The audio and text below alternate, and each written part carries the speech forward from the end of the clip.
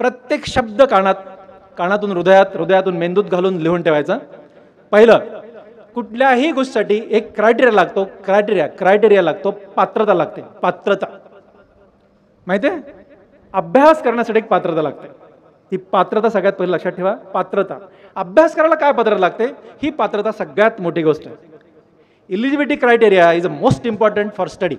अभ्यास करण्यासाठी तुम्ही इलिजिबल आहात का, हा सगळ्यात पहिला. आणि इलिजिबल राहायचं म्हणजे नेमकं काय राहायचं, तर तुम्ही लिहून घ्या हा शब्द, तुम्ही मोटिवेटेड असले पाहिजे. मोटिवेशन, तुम्ही स्वतः मोटिवेट झाले पाहिजे. मोटिवेट झाले पाहिजे म्हणजे काय, हा एक मानसिक तयारी असली पाहिजे की आपल्याला हे करायचंय. सगळ्यात इम्पॉर्टंट काय माहिती आहे का, पुस्तक वाचण्यापेक्षा तुमची तयारी महत्वाची आहे की आपल्याला असं करणे आहे. म्हणजे आणि मोटिवेशन कसं मिळतं, 4 प्रकारे मिळतं. नंबर 1, मोटिवेशन मिळतं तुम्हाला सेल्फ मोटिवेटेड असता तुम्ही स्वतःच मोटिवेटेड असता. अशी काही उदाहरणं आपल्याकडे आहेत आणि मी तुम्हाला सांगतो. नंबर 2, तुम्ही ऐकून मोटिवेट होता. नंबर 3, तुम्ही प्रसंगाने मोटिवेट होता. आणि नंबर 4, तुम्ही समोरच्या माणसाला बघून मोटिवेट होता. बरोबर. मी तुम्हाला एक प्रसंग सांगतो की माणसं मोटिवेट कशी होतात, ऐकून मोटिवेट कशी होतात. एक छोटा प्रसंग आहे, मी अनेक वेळा तो शेअर केला आहे तुम्हाला, आता तोही तुम्हाला आज शेअर करतो. ही गोष्ट आहे 15 ऑगस्ट 2000, एक्झॅक्टली 18 वर्षापूर्वीची गोष्ट आहे. माझा एक मित्र आहे कुलकर्णी नावाचा, त्यानं त्या शाळेत मला बोलवलं. बारकाई नाही का, लोक मोटिवेट कशी होतात, मुलं मोटिवेट कशी होतात. शाळेत बोलवलं की तुम्ही 15 ऑगस्ट आहे आणि फ्लॅग होस्टिंगचा कार्यक्रम करायचा, विठ्ठल तू ये. मला ना जरा खूप असा देशाचा सगळ्यांनाच असतो पण जरा मला जास्तच आहे. फ्लॅग होस्टिंगचा कार्यक्रम आपण करायचा या, आणि अगदीच तेव्हा 18 वर्षापूर्वी मी त्या शाळेत गेलो, फ्लॅग होस्टिंगचा कार्यक्रम केला. आणि तो काय म्हणाला, विठ्ठल आमच्याकडे 8वी 9वी 10वीला 350 विद्यार्थी आहेत, फ्लॅग होस्टिंग झाल्यानंतर या मुलांना तू काहीतरी सांग आणि जा, असं तो मला म्हणाला, माझा मित्र. त्या मुलांना मी सांगितली एक गोष्ट सांगितली, ती आज मी तर नाही सांगणार आहे, पण ती गोष्ट सांगितली. त्या गोष्टीचा काही भाग तुम्हाला पक्का सांगेन आणि निघून आलो. गोष्ट होती इन्स्पिरेशन या विषयावर. इन्स्पिरेशन, तुम्ही एखाद्या गोष्टीचं कसं इन्स्पिरेशन घेता, कसं इन्स्पायर होता, या विषयावरती बोलून आलो मी. आणि तुम्हाला मी आता सांगत होतो की ओपीडी काढण्याची माझी स्टाईल जरा वेगळी आहे. कुठल्याही हॉस्पिटलमध्ये ना एक पेशंट बघितला जातो एकदा घेऊन. विठ्ठल लहानेकडे एकदाच 15 पेशंट घेतो ओपीडी, एकदाच 15, राईट. त्या 15 पेशंट बरोबर 30 नातेवाईक असतात. माझ्या ओपीडीमध्ये एकदाच 50 लोक असतात माझ्या रूमच्या बाहेर किती सोडून द्या. आणि त्यातला एक बघतो, तो लॉट संपला की पुन्हा 50 लोकांमध्ये बोलवतो. अशा सिस्टीमची मी प्रॅक्टिस करतो. आणि तेवढ्यात मला एक फोन येतोय. मी फोन घेत नाही आणि फोनवर बोलत नाही, तुम्हाला स्पष्ट बोललो मी, पण तरी फोन येतोय. आणि आजकाल मुलांना माहीत झालंय, 10 वर्षांनी मला असा फोन आला एक, सर मी विद्यार्थी बोलतो म्हटल्यानंतर थोडासा 15 सेकंद का असत नाही मी ऐकतो तो काय बोलतोय, अन्यथा मी म्हणतो मी उपडीत आहे, नंतर फोन करा, ठेवून देतो. त्या विद्यार्थ्याचं मी ऐकायला सुरू केलं. तो म्हणतो, सर माझं ऐका ना, तुम्ही शाळेत आले होते. अरे राजा, म्हणलं खूप शाळेत गेलो, पटपट बोल, मी खूप कामात आहे. मला माहिती आहे सर, मला तुम्ही खूप कामात आहेत, कारण तुम्हाला मी खूप वेळा भेटलोय, आता काय करावं. म्हणलं बोल लवकर सांग. तो काय सांगायला सुरू केलं. तो म्हणाला, सर तुम्ही शाळेत आले होते आणि तेव्हा फ्लॅग होस्टिंग कार्यक्रम होता. त्या वर्षी तुम्ही आम्हाला एक संधीची गोष्ट सांगितली, एक इन्स्पायरिंग स्टोरी तुम्ही सांगितली. आणि त्या वर्षी मी 10वीला नापासून, म्हणजे पहिल्या वर्षी नापासून, त्या वर्षी मी 10वीला रिपीट ॲडमिशन घेतलं होतं. तुमची ती गोष्ट ऐकली आणि त्या दिवशी ठरवलं की आयुष्यामध्ये काहीतरी करायचं म्हणजे करायचं. आणि आज 10 वर्षांनी मी सायंटिस्ट झालोय, scientist. This is called as a motivation. एक 10वीला नापास झालेला मुलगा जर एका स्टोरीनं, एका गोष्टीनं जर सायंटिस्ट होतोय, काय मोटिवेशन असेल. एक गोष्ट ऐकून एवढा मोटिवेट झाला. म्हणून मी काय म्हणत होतो की मानसिकता आपल्याला बदलायची आहे, की आपल्याला हे करणे आहे, करायचंच आहे, आणि त्यासाठी मोटिवेट व्हायचं. दुसरं तुम्हाला मी सांगत होतो की बघून काही मुलं मोटिवेट होतात, बघून. तुम्हाला माहिती आहे की लातूरमध्ये शाहू कॉलेजला ॲडमिशन घेणं खूप डिफिकल्ट जातं, प्रचंड डिफिकल्ट जातं. मी एक स्टुडंट त्या शाहू कॉलेजचा म्हणून कधीतरी ऐकतात, माझं त्या कॉलेजशी बाकीचं काही हे नाही, पण एक स्टुडंट त्या कॉलेजचा म्हणून आपलं कधीतरी एखादं ॲडमिशन व्हायचं, कधीतरी एक ॲडमिशन कधीतरी होणार हे ऐकून लोक एक ॲडमिशनसाठी माझ्याकडे 500 ते 600 मुलं येतात दरवर्षी, एक ॲडमिशनसाठी. माझा मुलगा ते बघायचा. आणि 10वीला एंट्री झाल्यानंतर मी त्याला एक प्रश्न विचारला. माझ्या मुलाचं नाव आहे प्रसाद. कसे लेकरं मोटिवेट होतं मला सांगत होतो. मी म्हटलं, प्रसाद यावर्षीचं टार्गेट काय.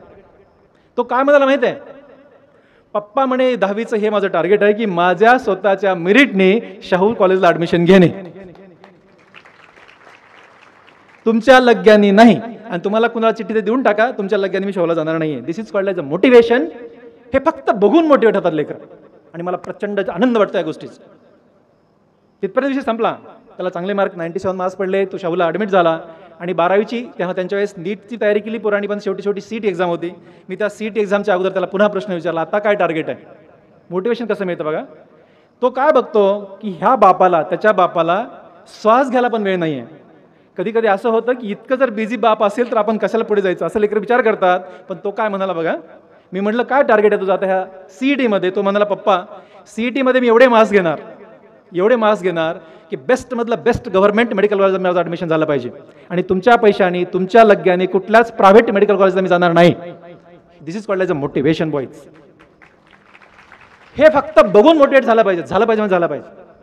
आणि म्हणजे त्याची काय तयारी आहे की ठीक आहे, हे काम असतं, कष्ट असतात, करायचेच असतात. स्टुडंट लाईफमध्ये आम्ही कष्ट केले, आजही आम्ही न श्वास घेता कष्ट करतो, पण तरीही माझ्या मुलाला डॉक्टर व्हायचं आहे. This is called as a motivation. मी तुम्हाला एक्झाम्पल एवढ्यासाठी कोट करतोय. हे मोटिवेट झालेले लेकरं असतात. तसं तुम्ही मोटिवेट व्हायचं. तुम्ही एकदा मोटिवेट झालात ना, तुमचं 99% काम संपलं. अभ्यास फक्त 1% लागतो. अभ्यास ओन्ली 1% लागतो. आणि काही प्रसंग असतात, त्याला त्याच्या पुढचा प्रश्न राहिला की त्याला आता प्रश्न विचारला मी, तो फायनलला गेला माझा मुलगा, त्याला विचारलं की आता पुढे काय करायचं आहे. तो मला, पप्पा तुमच्यासारखा प्लास्टिक सर्जन व्हायचं. See this is called as a motivation boys girls. हे मोटिवेशन हे फक्त बघून, आपल्या पालकांना बघून, आपल्या मित्रांना बघून, आपल्या समोरच्या माणसांना बघून हे लेकरं मोटिवेट होतात. तसं तुम्ही मोटिवेट झाले पाहिजे. And this motivation is the key for your every success. Motivate झाला पाहिजे. आणि एक प्रसंग असा आहे की काही अडचणीनं माणसं मोटिवेट होतात. मी माझा पर्सनल प्रसंग सांगतो. अडचणीनं माणसं कशी मोटिवेट होतात. अडचणीनं मी साधारणपणे 6वी-7वीला होतो आणि माझ्या आईला मी माय म्हणतो, वडिलांना अण्णा म्हणतो. माझ्या आईला, म्हणजे माझ्या माईला एका लग्नाला जायचं होतं. म्हणजे शेजारचं एक लग्न होतं, तिला एका लग्नाला जायचं होतं. प्रसंग बघा, प्रसंगाने माणसं कशी मोटिवेट होतात. लग्नाला जायचं होतं तर माझी माय म्हणाली मला, विठ्ठल, माझ्या एका मित्राचं नाव घेतलं आणि त्याच्या माईचं लुगडं आणून दे म्हणाली. लुगडं, तुम्हाला लुगडं कळतंय? साडी 7 वार आणि माझी माय सांगायची लुगडं 9 वार, असं त्या लुगडं म्हणतात. आजही ती लुगडंच घालते. तर माझी माय म्हणाली की जाऊन तुझ्या मित्राच्या माईचं लुगडं आणून दे. मी गेलो, माझ्या मित्राच्या माईचं लुगडं घेतलं, माझ्या माईला आणून दिलं. माझ्या माईनं ते लुगडं घालून लग्नाला गेली. लग्नावरनं परत आली, धुवून गडीबिडी करून दुसऱ्या दिवशी माझ्या हातात दिलं, नेऊन दे म्हणाली. मी नेऊन दिली. आणि परत येताना आमचं घर आहे ना, आमच्या घरासमोर छोटासा नाला आहे. छोट्या गावातलं घर, छोटा नाला आहे.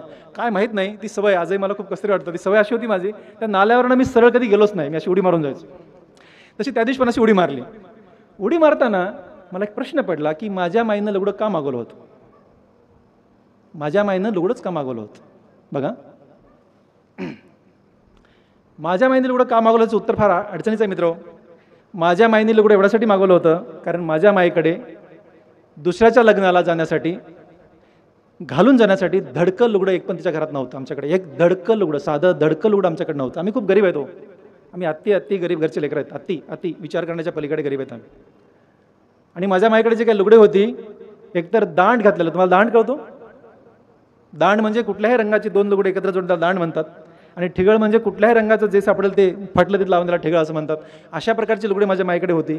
पण धडकं लुगडं नव्हतं. घरची इज्जत झाकून ठेवण्यासाठी माझ्या माईनं माझ्या मित्राच्या माईचं लुगडं मागून ती लग्नाला गेली होती. मित्र, तुम्हाला सांगू का, मी त्या दिवशी ठरवलं होतं आयुष्यात इतका मोठा माणूस व्हायचा ना, इतका मोठा माणूस व्हायचं की आपल्या माईला एक लुगडं आपण घेऊ शकू. पक्का एक लुगडं घेऊ शकू.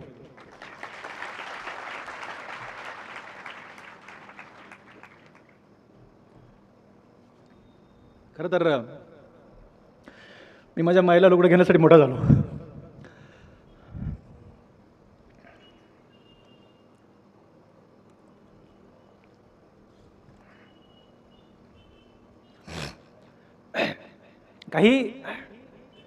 असे काही प्रसंग आयुष्यामध्ये असतात. परिस्थिती अशी असते की त्या परिस्थितीने माणूस आपोआप मोठा होतो. तुम्हाला मी हे सांगत होतो की हे मोटिवेशन आहे. आणि हे मोटिवेशन घेऊन तुम्ही चला. तुम्ही म्हणाल की फक्त गरिबीच मोटिवेशन असते का? नाही आहे. म्हणून तुम्हाला मी 3 एक्झाम्पल कोट केले. एक नापास झालेला विद्यार्थी फक्त ऐकून मोटिवेट झाला. माझा मुलगा आता गरिबाचा मुलगा नाही हे सांगायची गरज नाही आहे. म्हणून मुद्दाम मी माझ्या मुलाचं तुम्हाला एक्झाम्पल दिलं. तो फक्त त्याच्या बापाला, त्याच्या कामाला आणि त्याच्या समाजाला बघून तो मोटिवेट झाला. आणि मी फक्त गरिबीसाठी मोटिवेट झालो, गरिबीमुळे मोटिवेट झालो, अडचणीमुळे मोटिवेट झालो, मोठ्या भावांना बघून मोटिवेट झालो. पहिलं काम, किती जण मोटिवेट झाले? हात वर करा. सगळेजण मोटिवेट व्हा. मोटिवेशन झालात तुम्हाला आता गाडीत घेतो मी. सगळेजण मोटिवेट झालात. Next point is a planning. तुम्ही एकदा ठरवलं ना हे करायचंय, इम्पॉसिबल नावाची गोष्ट नसते. प्लॅनिंग. आता प्लॅनिंग करताना तुम्ही जरा बारकाईने बघा प्लॅनिंग कशी करायची. अभ्यासाची प्लॅनिंग करताना काय करायचं हे जरा बारकाईने ऐका बघा. सगळ्यात महत्त्वाचं प्लॅनिंग करताना सगळ्यात फर्स्ट इम्पॉर्टंट रेस्ट, झोप सगळ्यात महत्त्वाचं. अभ्यासाच्या वेळेपेक्षाही झोपीचा वेळ जास्त महत्त्वाचा आहे. लिहून ठेवा. लिहून मी काय म्हणतो ते लिहून ठेवा, हृदयावर लिहून ठेवा. आणि तुम्ही असंच करा आणि मला तुमच्या आयुष्यात ह्या भाषणानंतर 10 वर्षांनी भेटा. यातलं वाक्य ना वाक्य ऐका. यशस्वी नाहीरास विठ्ठलाने म्हणू नका. झोप इज व्हेरी इम्पॉर्टंट. तुम्ही झोपलेच पाहिजे आणि तुमच्याकडे रेस्टला वेळ मिळालाच पाहिजे. ही planning is very important planning. तुम्हाला सांगतो ना, मुलं काय करतात माहिती आहे? अर्ध्या झोपीमध्ये पुस्तक वाचून काहीही लक्षात राहत नाही. झोपायचं किती झोपायचं आहे? डॉक्टर म्हणून सांगतो मिनिमम 6 तास ते 7 तास दररोज झोपले पाहिजेत. मला पुराणी प्रश्न विचारला, सर आमच्याकडे वेळच नाही, कॉलेजला इतका वेळ, ट्युशनला इतका वेळ, आम्ही कधी झोपू, आता काय करावं? यांना दम मला सांगतानाच दम लागला. हे बघा मुलांनो, ह्या जगामध्ये सगळ्यांकडे 24 आवर्स आहेत. 24 तासापेक्षा अधिक कुणाकडेच नाहीत. प्लॅनिंग करता आली पाहिजे. प्लॅनिंग. आणि ती प्लॅनिंग कशी करायची बघा. 6 तास ते 7 तास झोपायचं फर्स्ट.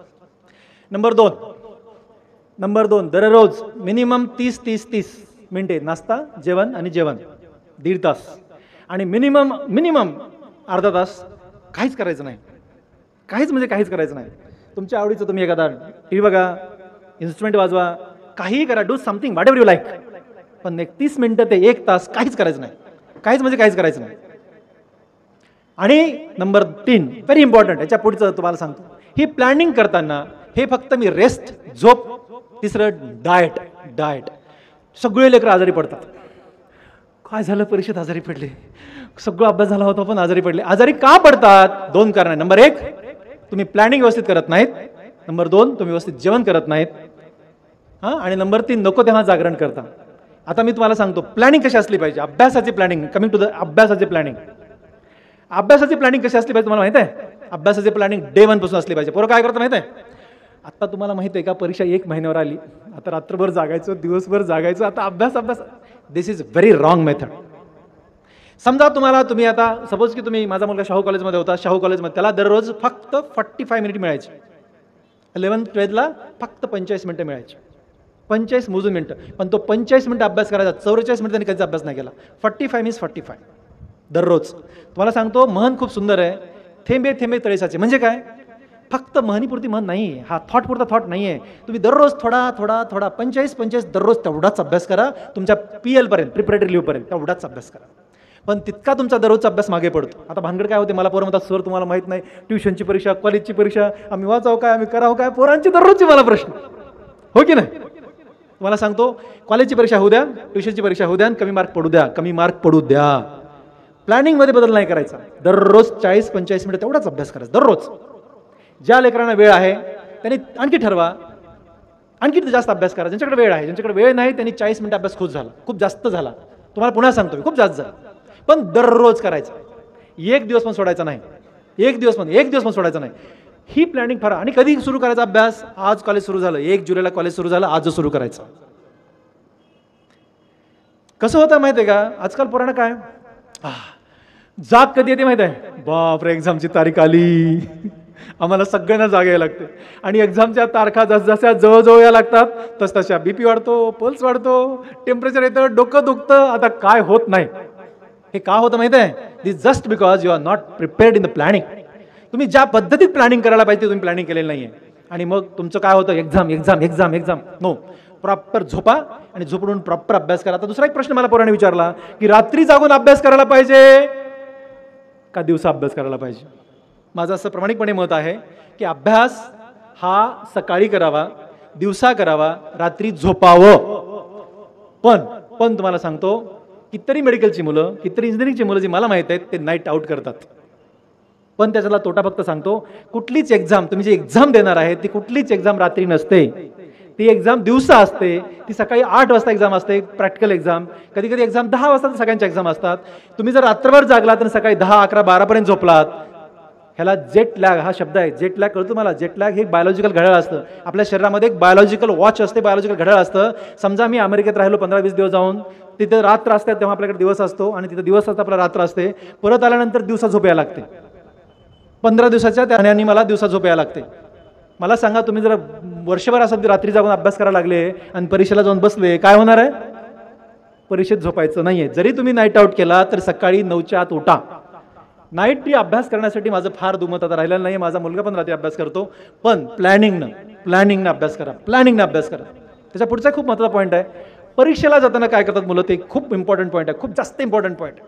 आज परीक्षा आहे, परीक्षेच्या हॉलपर्यंत आता काय, परीक्षेच्या हॉलपर्यंत पेज पटपट पटपट पटपट करण्यापलीकडे, अरे तुम्हाला पुन्हा सांगतो मुलांनो, परीक्षेच्या हॉलपर्यंत अभ्यास करून कोणीही यशस्वी होत नसतो.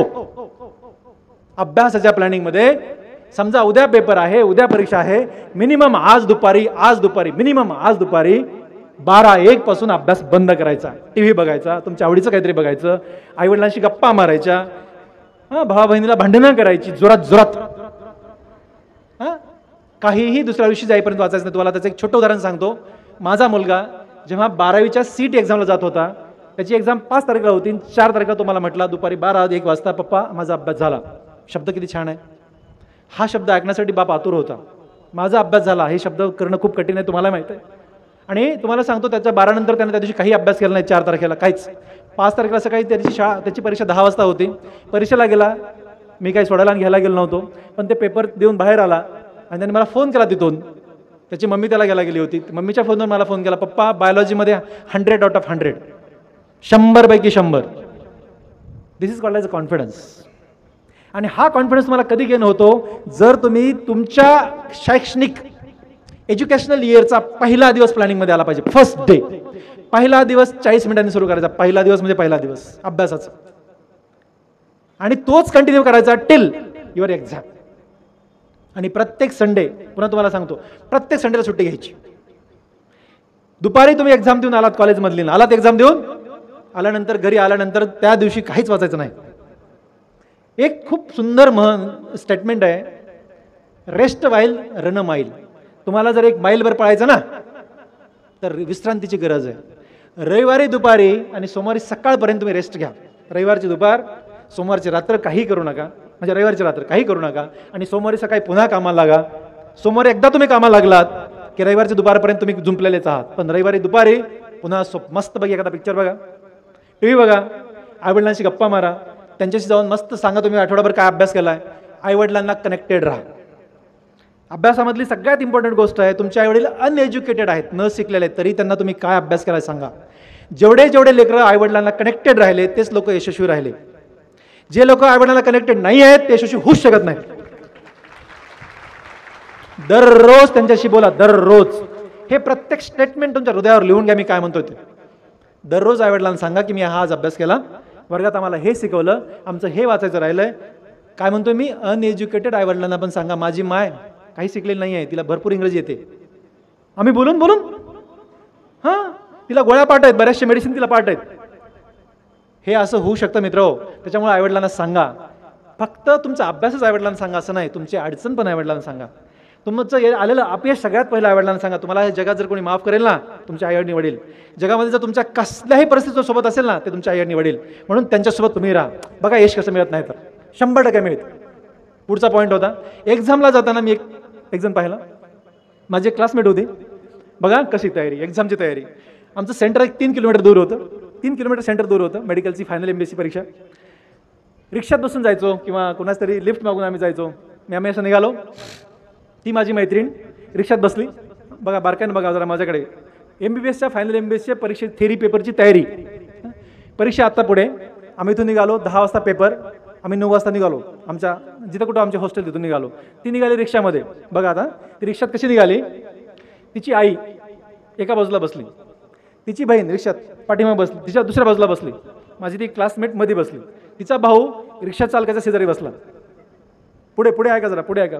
पेपर आहे 10 वाजता. हे सगळं घटना घडते सकाळी 9ची. हां, आता काय काय काय सुरू आहे माहिती आहे. आई एका साईडला बसली आहे आणि तिला खाऊ घालतीये.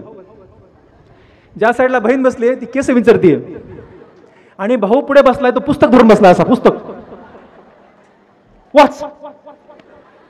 अरे 3 किलोमीटर मध्ये काय वाचून होणार आहे. ही तयारी तुमची. आणि सिरियसली सांगतो, मी असं बघत होतो. त्याच परीक्षेला मी होतो, त्याच परीक्षेला मी पण होतो. मेडिसिनचा पेपर होता आणि मी घरी आलो होतो. हॉस्टेल आणि घर जवळजवळ. पद्मश्री डॉक्टर तात्याराव यांच्या घरात राहत होतो मी. पूर्ण शिक्षण मी त्यांच्या घरात केलं माझं शिक्षण. तर दादांना 3 लेकरं आहेत. ते माझे फार आवडीचे लेकरं आहेत. ते खूप छोटे छोटे होते आणि त्याच घरात मी राहायचो. म्हणजे दादा, बहिणी हे 3 लेकरं आणि मी चौथा, असे एवढे हे घरात राहणारे माणसं सगळे. माझ्या 2 बहिणी पण आमच्यासोबत राहत होत्या. दादांचं क्वार्टर होतं. त्या क्वार्टरमध्ये म्हणजे आज पेपर. मी सकाळी सकाळी गेलो, घरी गेलो. हॉस्टेलवरनं घरी 8 वाजता गेलो आणि घरी गेल्यानंतर मस्त खाऊन मी पेपरला जाणार. मला वरण भात तेव्हा खूप आवडायचा आणि माझी ती बहीण असं भरभरून करायची, भरभरून खाऊन निघून जायचो मी. असं आमची सिस्टीम होती. मी घरी गेलो, खाऊन झाला, वेळ होता ना, 10ला पेपर, 8ला गेलो होतो, 8:30ला खाऊन झालं. पुढे काय करायचं. मी त्या लेकरांबरोबर प्रचंड मस्ती करायचो. मी आजही करतो. खूप मोठे मोठे लेकर आहेत. माझी पुतणी 36 वर्षाची आहे. म्हणजे असे खूप मोठे मोठे लेकर आहेत, पण तेव्हा ते छोटे छोटे होते. आणि मी धिंगाणा सुरू केला पेपर मेडिसिनचा. धिंगाणा घरात सुरू झाला. आमच्यावरती डॉक्टर एन डी कुलकर्णी राहायचे. आमच्यावर एन डी कुलकर्णी राहायचे. अत्यंत शिस्तबद्ध प्राणी. म्हणजे शिस्तबद्ध प्राणी म्हणजे मला काय सांगावं. एवढा मोठा मोठा भिंगाचा चष्मा, असे बघायचे. असं पाहिलं ना माणूस जळालाच पाहिजे. एकदम सिरियस माणूस. आणि मला पण इतकी भीती वाटायची, आजही भीती वाटते सरांची. मेडिसिनचे प्रोफेसर ते वर राहायचे, दादा खाली राहायचे. दादांच्या क्वार्टरमध्ये आमचं खाऊन झाल्यानंतर वेळ होता म्हणून धिंगाणा सुरू. इतका धिंगाणा की ते भिंत फुटेल एवढा धिंगाणा मी करत होतो. मग हा धिंगाणा सुरू होता आणि एन डी कुलकर्णी सर वरून खाली आले आणि त्यांना जायचं होतं. ते 8:30-9ला जायचं. ते चालले तर घरात धिंगाणा सुरू आहे. त्यांनी बेल वाजवली. धिंगाणा काय चालला म्हणून. बेल वाजवल्यास ते आमचे ठरल्याप्रमाणे वहिनी दरवाजा काढायला गेल्या. एन डी सर बाहेर. N D Kulkarni sir. त्यांनी पहिला प्रश्न, विठ्ठल आहे, विठ्ठल आहे का. त्याचा मेडिसिनचा पेपर आहे आज. बाप्पा तुम्हाला काय सांगा पुराणो, विठ्ठल आहे का हा शब्द ऐकला एन डी कुलकर्णी सरांचा, मी असा थंडच पडलो. मेडिसिनचा पेपर, तो माझा बॉस आणि माझा धिंगाणा सुरू आहे. एन डी कुलकर्णी सरांना आता वहिनी तर काय खोटं नाही सांगणार ना, दुसरं कोणी असतं नाही सांगून टाकलं असतं. वहिनी म्हणत हो आहेत ना, आहेत ते मध्ये आहेत. आता तर वाटच लागली. एन डी कुलकर्णी सर हळूहळू मध्ये आले. विठ्ठल. हां सर. हां sir. Sir good morning sir. काय चाललंय. काही नाही सर. धिंगाणा कोण करतंय. आता हो पण नाही, नाही पण नाही, काहीच. आता हो म्हणावं वाट लागली, नाही कसं म्हणावं. त्यांनी ऐकलेलं होतं सगळं. गप्प बसलो. गप्प म्हणजे गप्प. धिंगाणा नाही करायचा, ठीक आहे ना, पेपर मेडिसिनचा आहे, व्यवस्थित लिहायचं, कळलं तुला. हो सर. हां. आणि धिंगाणा करायची वेळ विठ्ठल. नाही सर, सॉरी सर. असा म्हणालो मी. आणि एन डी सर गेले. दरवाजा लावला. पुन्हा धिंगाणा सुरू. आमचा वेळ संपेपर्यंत आम्ही धिंगाणा केला. मेडिसिनच्या पेपरला गेलो. मस्त पेपर देऊन आलो. तुम्हाला सांगतो, परवा मला मेडिसिनमध्ये गोल्ड मेडल आहे.